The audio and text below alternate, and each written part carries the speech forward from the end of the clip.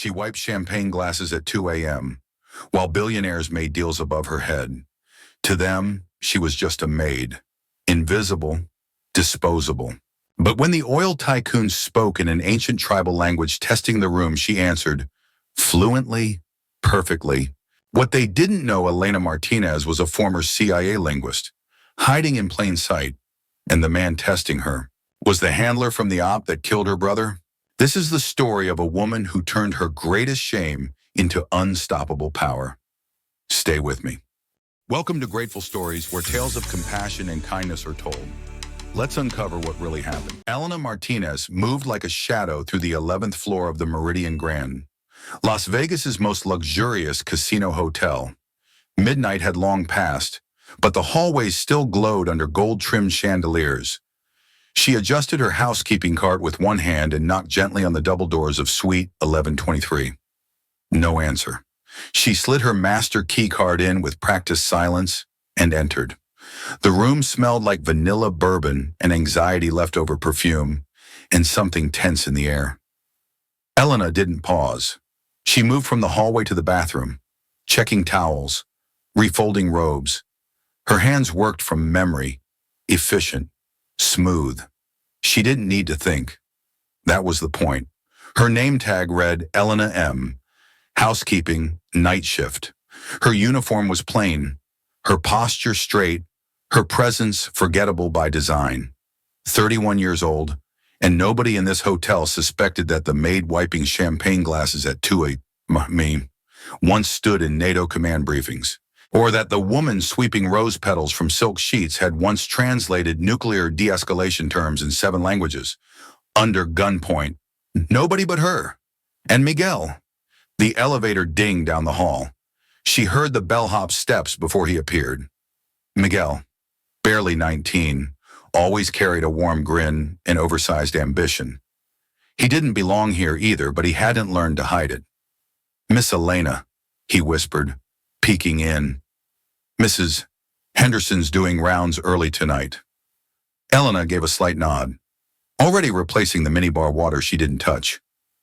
Miguel leaned in, eyes scanning the room. She caught Anna texting in Dr. Hull's shift. Be careful. Thanks, Elena said softly, her voice smooth, low, always measured. Miguel lingered. They still don't know. Do they? Elena didn't answer. She never did when he asked, but he'd seen the books in her locker. Ancient dialect manuals, dog-eared and annotated. And that one night on the freight elevator when he joked in broken Pashto and she'd responded perfectly without even thinking. He knew she wasn't just Miss Elena from the night shift, but he kept the secret. She moved to the window and gently straightened the heavy blackout curtains. The strip pulsed below in neon and heat. Music thumped from the rooftop pool. Somewhere, a slot machine celebrated a jackpot. Vegas never slept, but Elena had learned how to disappear inside its noise. She had chosen this job, this floor, this shift, not because she needed money, because she needed silence. 3 years ago, she'd been known as Echo 7 inside Langley, a top-tier CIA linguist, specializing in ancient languages and rapid dialect profiling. One of the few Americans fluent in obscure tribal tongues from North Africa to Central Asia. Then came Operation Firebrace, and Danny, her brother, they called her in for a field translation, urgent, unstable, dangerous. She got the coordinates right. She got the mission phrase right, but the target phrase, just one word she hesitated, swapped the wrong consonant in a tribal dialect. Nobody else noticed, until it was too late. The gunfire that followed wasn't from the enemy. Danny had taken the hit protecting the wrong man. She had heard it over comms, his voice, then static. She resigned the next morning.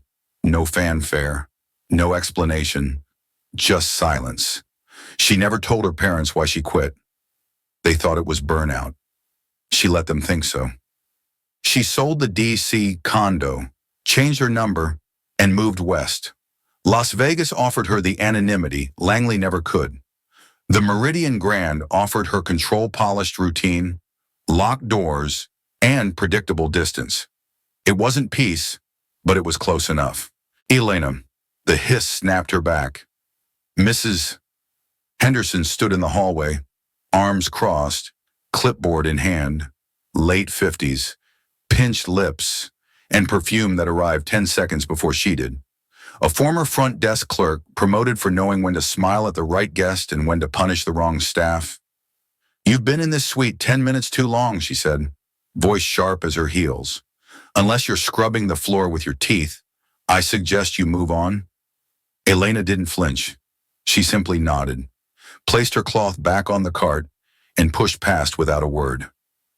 "That's what I thought," Henderson muttered. Miguel gave her a subtle thumbs down as she passed. She almost smiled. Almost. By 2:40, Elena reached the top-tier VIP suites on the 14th floor. Suite 1422, private elevator access, no housekeeping unless specifically requested. Tonight, someone had. She knocked, waited, and entered. It was pristine, unused.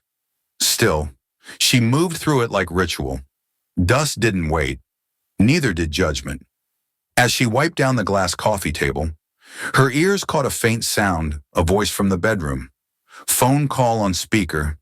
She didn't mean to listen, but the dialect, it was Southern Algerian Arabic mixed with a Northern French accent. Rare.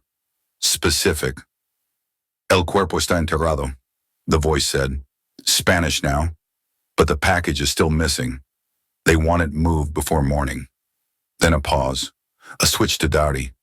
"El niño no tenía que estar ahí." The child wasn't supposed to be there. Elena's hand stilled. 3 languages, 1 sentence each. Code. It wasn't just a conversation. It was a cross-border extraction briefing. Her breath caught in her throat. Whoever was speaking wasn't just multilingual. They were trained.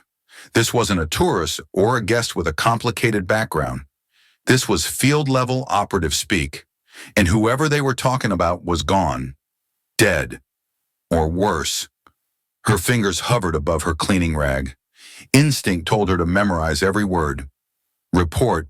Translate. Act. But she didn't. She backed away slowly, wiped down the edge of the minibar, and exited as if she'd heard nothing at all. As the door shut behind her, she exhaled slowly. Just noise. Not her war. Not anymore. At the end of her shift, she returned her cart, signed the clipboard, and descended to the staff quarters through the back hallway. Miguel waited by the vending machine, sipping a Coke. "You okay?" he asked, noticing her eyes. She nodded once, but her hand trembled slightly as she reached for her locker key. Inside the narrow metal box sat a small, laminated photo of Danny. He was 12 in that picture, standing beside an old rusted bike, grinning like the world couldn't touch him. She touched the corner of the photo, just for a second, then closed the locker and walked out without another word. In the early light of morning, a black SUV rolled past the valet entrance of the Meridian Grand. A man in a tailored gray suit stepped out, tall, broad-shouldered, with silver-streaked hair and sunglasses that didn't hide the sharpness in his gaze. He ignored the staff greetings, walked straight to the VIP elevator. The tag on his briefcase read, Harrison Blackwood, Executive Director.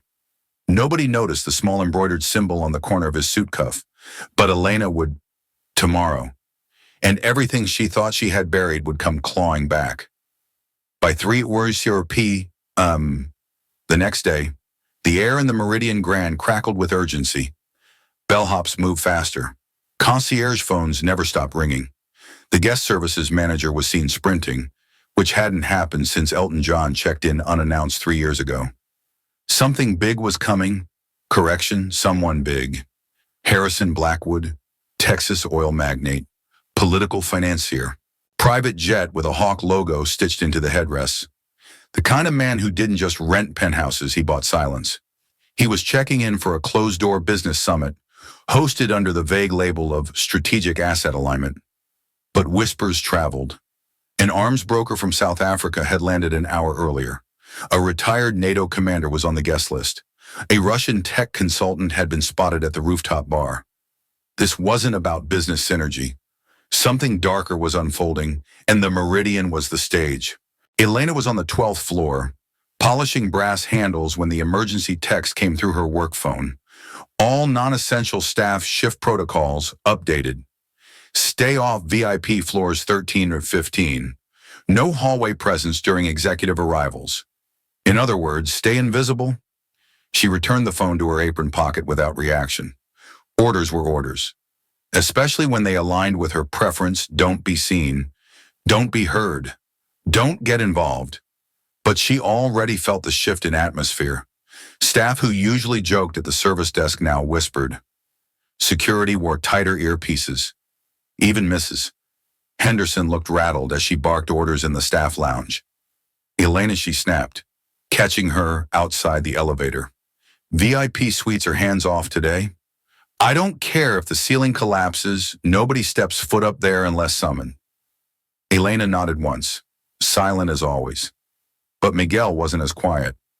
He caught up with her near the laundry chute, wide-eyed. It's Blackwood, he whispered. The Blackwood? He's got half the Secret Service lookalikes with him. One of them scanned my belt buckle. She arched an eyebrow. Miguel leaned in. I heard Henderson say his team booked the whole top floor. He doesn't want to see anyone who's not on his list. They've already kicked out 2 bartenders. Elena kept walking, but her steps slowed when she passed the internal service screen. Room 1503 lit up red. Do not disturb, high-level guest. The initials beside it, HBB. By 3:30, Blackwood's convoy pulled in. 5 black SUVs, 1 armored Sprinter van, 2 men on motorcycles, faces unreadable beneath mirrored visors. Guests peered from balconies. Even the pit boss on the casino floor stopped mid-argument to check the security feed. Harrison Blackwood stepped out first. Gray suit, no tie, crisp white shirt unbuttoned at the throat, his silver-streaked hair neatly combed, his jaw set like granite. He looked like someone who could silence a boardroom by inhaling. Beside him, a woman followed, early 30s, platinum blonde hair in a taut bun, heels sharp enough to slice carpet. Caroline Sterling, his executive assistant, his handler, his shield. She carried a leather folder, phone in one hand, judgment in the other. Back upstairs, Elena was redirecting her cart to the East Wing. Per new orders, she had no intention of going near the VIP floor until a call came through the service channel. Housekeeping, respond. Urgent coffee spill in suite 1402. Blackwood team, move now. Elena didn't hesitate.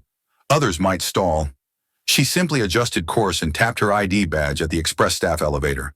The lift ascended in silence. Each number lit like a countdown. 10, 11, 12, 13, 14.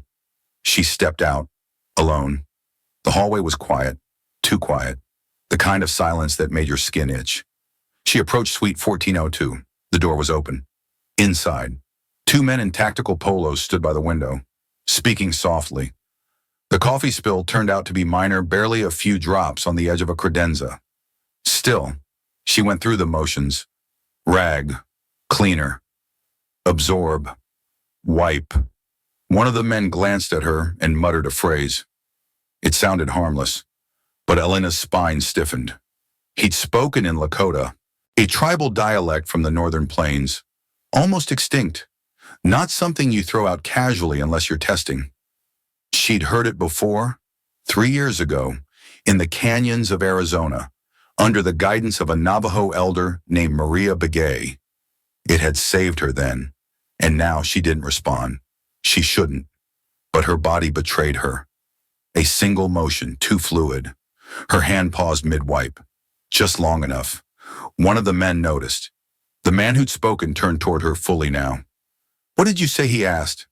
His tone wasn't hostile, just sharp, focused, like a scalpel. I didn't say anything, Elena replied, voice quiet. Caroline Sterling entered the room at that exact moment, checking her watch. She barely spared Elena a glance until she saw the man watching her. What's going on? Caroline asked. Arms crossed. The man shrugged. She understood what I said. Caroline's eyes narrowed. Elena stood up straight. I just clean. Ma'am. Caroline's smile didn't reach her eyes. I doubt that. A low, commanding voice came from behind her. Say it again, but this time, use ceremonial form. The room turned. Harrison Blackwood was leaning against the doorframe, his expression unreadable. Caroline stepped aside instantly. The man repeated the phrase, but in deeper, older Lakota, with guttural notes only heard in pre-colonial prayers. Elena's breath caught. She shouldn't answer, but the words were already forming. She spoke them not perfectly, not proudly, but with the weight of memory. The room fell silent. Blackwood didn't move, but something flickered in his eyes. Where did you learn that? He asked, quietly. Elena didn't answer. He took a step closer.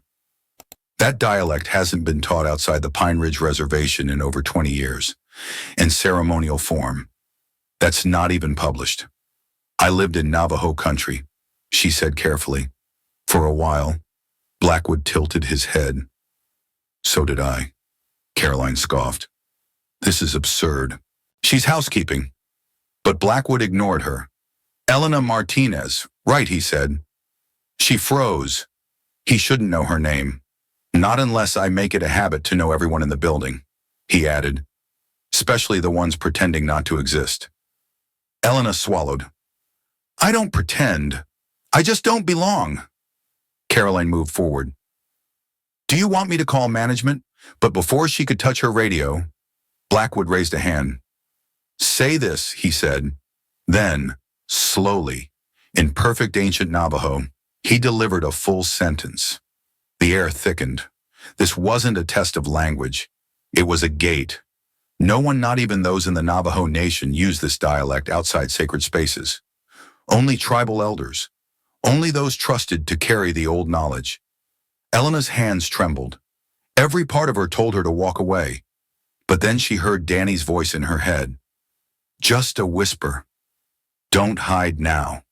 She closed her eyes and answered, word for word. Flawless. When she opened her eyes, Blackwood was staring at her like she'd just torn a mask off. Caroline's mouth hung slightly open. The two men in tactical polos looked at each other. One crossed himself quietly. Blackwood stepped forward. Let's talk, he said. Elena didn't move. About what? His reply was soft. About the past, and the kind of future that only someone like you can stop.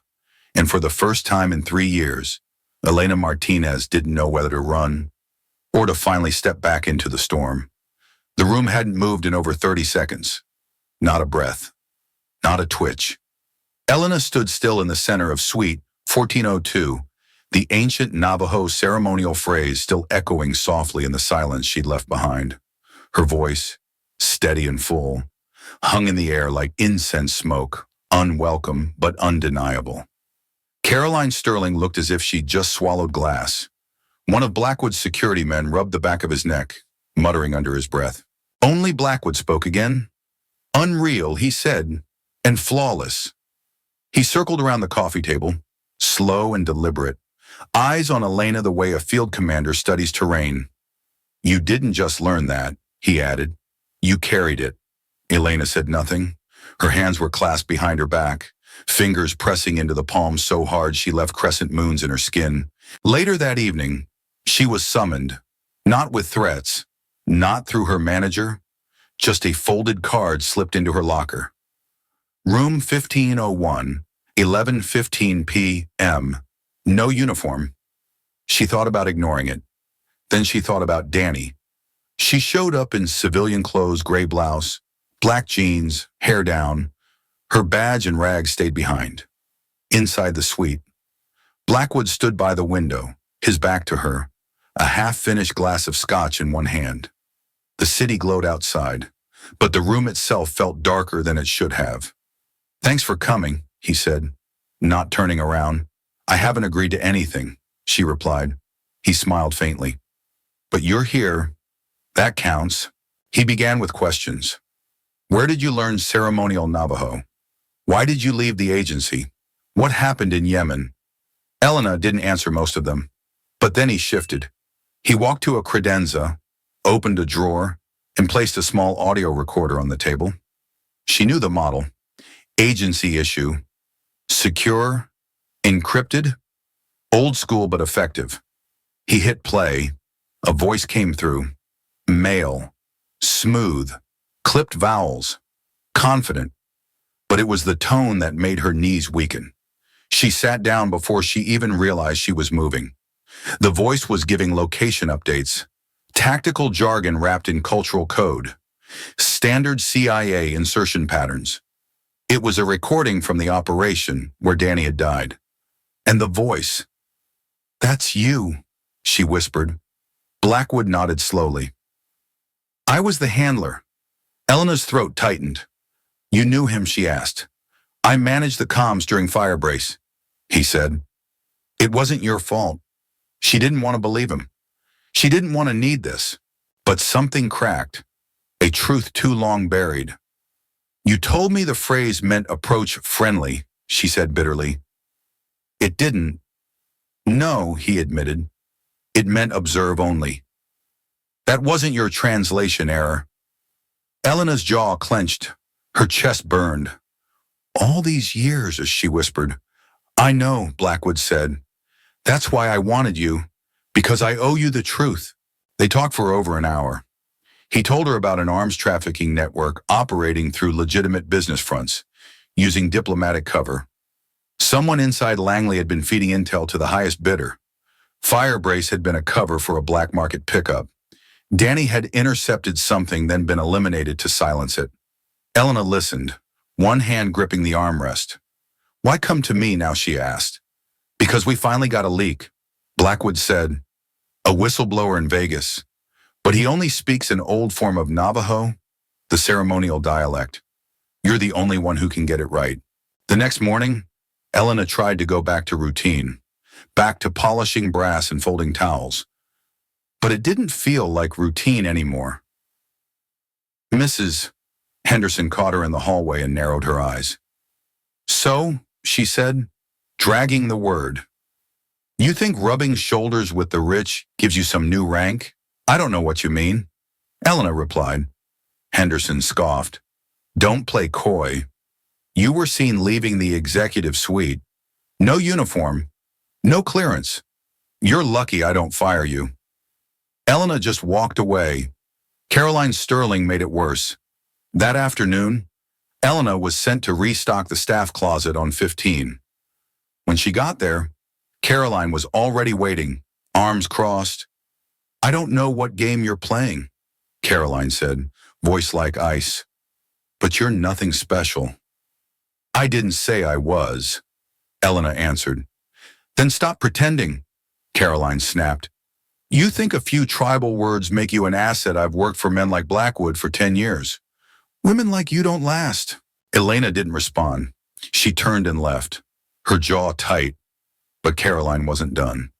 By evening, rumors were swirling through the service staff. Elena's trying to sleep her way out of night shift. She's faking credentials. She thinks she's CIA or something. Miguel found her folding linens in the supply room and closed the door behind him. "They're coming for you," he said quietly. "I know," she replied.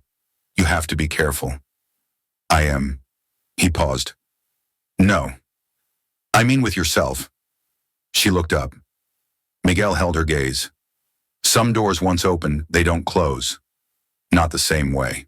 That night, she went to suite 1501 again. Blackwood was waiting.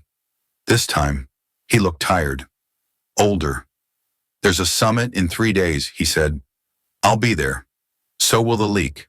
I need someone I can trust." "You have Caroline," Elena said. "I need someone I don't have to babysit." She hesitated. "You really think it ties back to Firebrace?" "I'm certain." He handed her a folder. Inside documents, photos, encrypted reports. At the center, an ID badge with Elena's photo. Different background, different name, cover identity, he said. "You'll be listed as a regional dialect specialist." She stared at it for a long moment. This puts a target on my back," she murmured. "Yes." he said softly, but it might also bring justice. She closed the folder. When she finally spoke, her voice was steady. If I do this, I do it my way. Agreed. And if I find out you're hiding anything at all, I walk fair. She exhaled and nodded, not because she trusted him, but because she owed Danny one more truth, and it started here. The summit began at noon sharp, behind locked ballroom doors on the top floor of the Meridian Grand. Security tripled overnight, key cards were reprogrammed, elevator access required both a digital code and a retina scan. Elena entered through the service corridor. She wore a gray blazer, no name tag, no badge, only the temporary credentials tucked in her pocket. Blackwood had arranged it all. Officially, she was a dialect analyst assigned by interagency contract. Unofficially, she was walking into a live operation with no backup. Inside the main conference suite, 10 men in suits sat around a curved table, voices low, documents scattered. Most of them weren't American. The man at the center, Anton Ruzic, former defense minister of an Eastern European state, wore a smirk and sunglasses indoors. Next to him, a government liaison whispered in Serbian. Elena caught every word. Blackwood sat across from them, silent but watchful, a laptop open in front of him, and beside it, a sleek microphone that piped directly into Elena's earpiece. She stood near the curtained wall, out of sight but fully tuned in. The room filled with multiple languages, Pashto, Farsi, broken French, even ancient Syriac, and one by one, Elena decoded them without pause. Each phrase turned into actionable data, each code word linked to a new connection. Then came a phrase in ceremonial Navajo. The room didn't flinch, but Elena did. Her heart slammed into her chest. The drop is under the fire brace seal. She froze. No one else in the room reacted. They didn't know what it meant. But she did. Fire brace wasn't just a name. It was a buried operation code long retired, never spoken aloud. Danny's operation. After the meeting, Elena rushed to the side corridor where Blackwood was waiting. Her voice was tight. They used the fire brace seal. He didn't pretend not to understand. She stepped in close. You said it was over. I said the mission was buried. He said, I never said it was dead. Elena shoved the earpiece into his hand. You used me to reopen it. I used your ears, Blackwood replied, because they're the only ones that still work in a room full of liars. She stared at him, fury simmering. This wasn't just about a summit. You knew they'd bring it back. You set this up. He didn't deny it. I needed someone who would hear what others couldn't. He said, someone who cared enough to stay. By the time Elena returned to her quarters, hotel management was waiting. Mrs. Henderson stood near her locker, arms crossed, flanked by the hotel's director of operations and a legal advisor in a navy suit. Miss Martinez, the director began, we've received multiple complaints about your unauthorized presence in restricted executive areas. Elena said nothing. We've also been informed, the man continued, that you engaged in unsanctioned contact with private guests potentially involving classified materials. Henderson's smug smile curled at the corner. Staff like her, she said, always think they're entitled to more than mop buckets. Elena turned to the director. I was asked to assist by federal representatives. He didn't blink. We've received no documentation verifying that. You're suspended, pending investigation, effective immediately, Henderson added, clearly enjoying it. As they walked away, Elena clenched her fists. They had nothing. But the damage was done. That night, she sat alone in her tiny studio apartment, knees pulled to her chest. The folder Blackwood had given her lay open on the coffee table. Pages marked confidential lined the floor. She kept hearing Danny's voice in her head. That last call, the static, the silence that followed. Her hand moved toward the folder, then froze. Beneath one of the maps, something had slipped loose. A sealed envelope. Her name was scrawled on it. Her real name. She opened it. Inside, a note. Elena, You saved 6 men that night, including me. Danny's last message never got through. He covered for the breach. Not you. Blackwood tears filled her eyes before she could stop them. She clutched the note to her chest, body shaking, every muscle locked in place. For 3 years, she had carried the wrong weight. And now that truth had cracked open, she wasn't sure how to hold herself upright. The next day, she marched back into the summit. Caroline tried to block her at the door. You've been removed, she hissed. Security has your name flagged. I don't care, Elena said. She held up the envelope. Tell him I'm walking in. He'll understand. Caroline didn't move. Elena leaned in. You knew, didn't you? Knew what that fire brace wasn't over. That someone here still wants it buried. You just didn't expect someone like me to show up. Caroline's eyes narrowed. You're a maid. And you're afraid of what a maid can hear. Inside the briefing room, Blackwood was mid-sentence when Elena entered. The room paused. He looked up, didn't smile, but gave a slight nod. She walked straight to the back, took her place, and waited. The next session began. This time, the dialect came fast-layered. It was designed to confuse, but Elena cut through it like glass. Shipment leaves in 3 days. She translated. Contact identified as Marker 12. Location near the Nevada-Utah border. Blackwood's eyes sharpened. That wasn't part of any scheduled deal. And then it clicked. Marker 12 was a code name for the same border checkpoint Danny's unit had intercepted years ago. It was happening again. Same corridor, same route, same betrayal. After the session, Blackwood pulled her aside. His voice was grave. We traced the whistleblower's line, he said. Intercepted communication confirms there's still a mole in the system. Probably here, probably now. Danny's death, she said, wasn't an accident. No. Blackwood replied. He found the leak, and someone silenced him before he could speak. Elena swallowed hard. Then who? Blackwood hesitated. Then he said a name. Not a stranger. Not a politician. Someone inside the room. Elena stood still. No running. No hiding. For the first time in 3 years, the fog had cleared. She looked at the summit badge still clipped to her belt. She unpinned it. This isn't about you anymore, she said. Blackwood nodded. It's about the truth. She held the badge in her hand. And finally, she was ready to use it. Not for revenge, but for justice. For Danny. And for everything they thought she didn't hear. Elena didn't sleep that night. Not because of fear. That part had burned away. What remained was focus sharp, cold, and unshakable. At 5:12 a.m., she stepped into the makeshift FBI field room built inside one of the conference lounges. The agents were already there. Tactical teams prepping, analysts reviewing intercepted chatter, maps with red strings lined the walls. She handed her badge to the guard. No hesitation. Elena Martinez, she said, linguistics specialist, assigned by Blackwood. I'm here to finish what started with Firebrace. No one questioned her. They'd been briefed. The plan was simple on paper: intercept a final meeting between 3 operatives posing as foreign investors.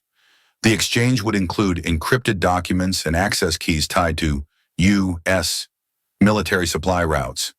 But what made it complicated was the language. They didn't speak English. They didn't speak one language at all. The deal was designed to slip past standard translators' code phrases hidden in tribal dialects, ceremonial gestures disguised as casual movement. They needed Elena, and the clock was ticking.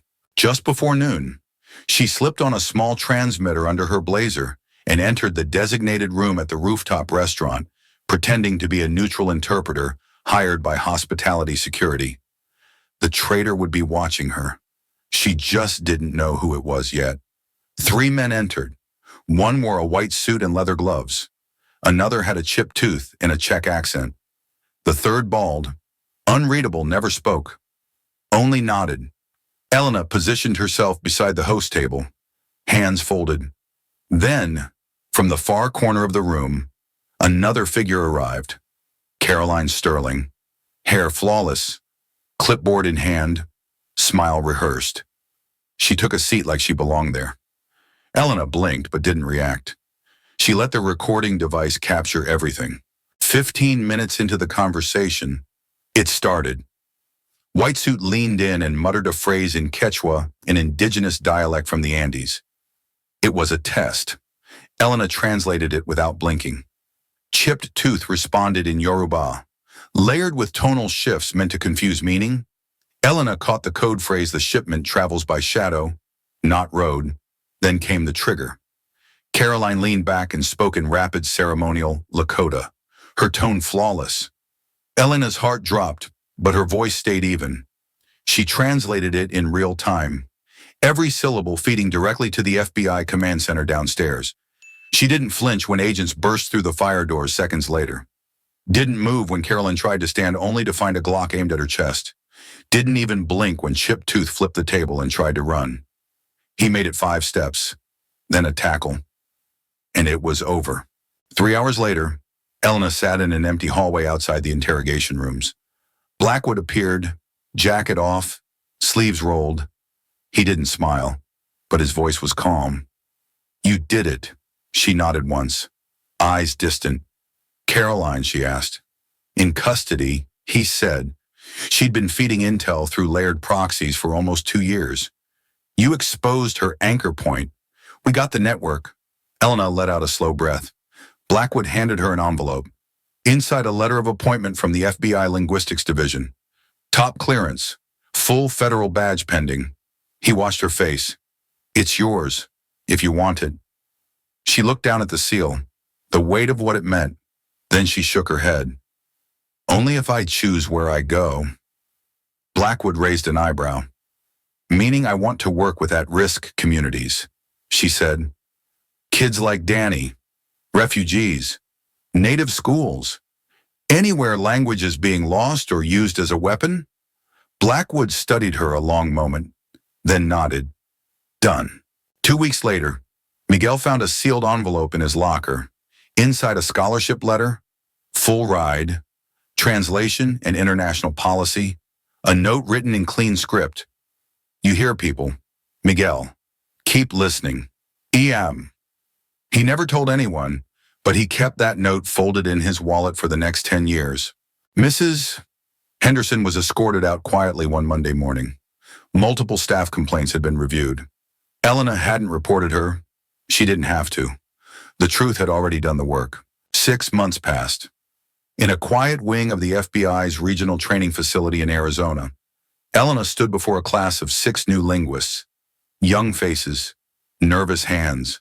She wore no badge, no uniform, just a navy blue blouse and her calm, unshakable voice. She wrote on the board, "Language is not translation, it's perception." Behind her, pinned on the wall, was a photo of a smiling boy next to a rusted bicycle. Danny. She didn't speak of him in class, but he was there, always. She finished her lesson with a phrase in ceremonial Navajo. The students stumbled through it, laughed, tried again. She smiled, and this time it was real. Later that week, she drove north, out past the city. The road narrowed, the signs faded. She parked near a field just outside Flagstaff, where the wind moved in slow, silent waves. She walked alone to a small marble headstone, laid a flat stone beside it, then knelt. "I used to think I failed you," she said quietly. "But I know now, you were never asking for perfection. You just wanted me to keep going." Her fingers brushed the edge of the grave. "I hear you now. Danny." The wind lifted her hair, and for a moment it felt like a reply. That Sunday, at a community center downtown, she stood before a group of kids ages 9 to 14. Some were Syrian, some Lakota, some undocumented, some just forgotten. She passed around notebooks, no grades. She said, "Just words, yours." A small girl in the front raised her hand. "What if nobody listens?" Elena knelt to her level. "Then we speak louder," she said, not with volume, but with clarity. She handed the girl a pencil. That's where power begins. As the class ended, one boy tugged her sleeve. He looked up, shy but hopeful. Were you the maid they talked about on the news? Elena smiled. Once, she said, but not anymore. Outside, the sky turned gold. She stepped into the light, her bag over one shoulder, her eyes forward. The world had finally stopped whispering, and she no longer needed to hide. Her voice had always been there. She just needed to remember how to use it. Sometimes the greatest strength doesn't come from shouting. It comes from listening, from translating pain into purpose, from standing still and choosing to rise anyway. Sometimes the strongest voice in the room is the one that was silent for far too long.